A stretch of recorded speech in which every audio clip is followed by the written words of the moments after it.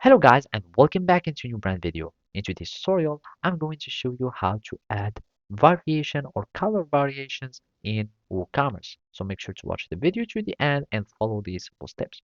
So basically here, in my case, I have something called attributes in the product.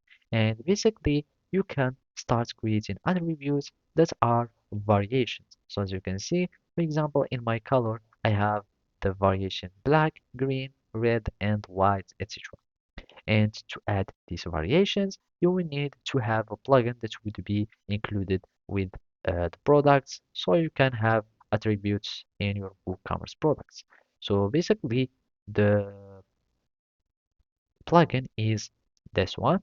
And as you can see, there are many plugins that you can add to your uh, carts or to your WooCommerce. And there is, for example, this product size charts plugin and uh, And basically, whenever you want to add any modification, you will need just to go to add new plugin and add plugins that you would like. So in my case, I'm just going again to the attributes. And since we want to create a color attribute, I'm just going to name it color 2.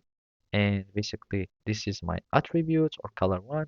And you give it just a name or flag. So I'm just going to name it test. And after that, I'm just going to click on add attributes. And of course, you can give it a label or some kind of type. And let's just make it like this. And I'm just going to click on add attributes. And now we have the color one. So now we can configure terms.